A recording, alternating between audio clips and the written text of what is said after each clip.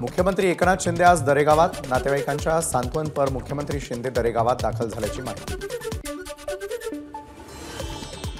अहमदनगरच्या नेवासा तालुक्यामधील मराठा आरक्षण आंदोलनामधील प्रमुख पदाधिकाऱ्यांचा शिवसेनेत प्रवेश। मुख्यमंत्री एकनाथ शिंदेंच्या उपस्थितीमध्ये पक्षप्रवेश संपन्न। नारायण राणे आणि नितेश राणे आता काहीही कामाचे नाही, भाजपनं त्यांचा पुरेपूर वापर करून घेतला।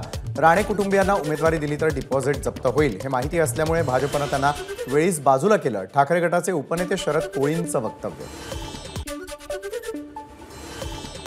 निवडणुकीची तयारी, उमेदवार, प्रचाराचं साहित्य, झेंडे कुठे पाठवायचे असे असते, मात्र भाजप ईडी सीबीआय कुठे पाठवायची याची तयारी करत आहे। अरविंद केजरीवाल यांच्या अटकेनंतर बाळासाहेब थोरात यांचा सरकारवर निशाणा।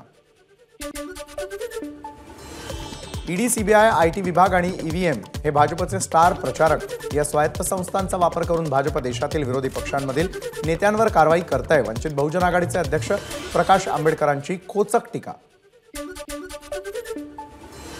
जोपर्यंत कर्जत जामखेडमध्ये एमआयडीसी होत नाही तोपर्यंत मी फेटा बांधणार नाही, आमदार रोहित पवारांचं वक्तव्य। तर सर्वात जास्त खासदार महाविकास आघाडीचे येणार, रोहित पवारांचा दावा।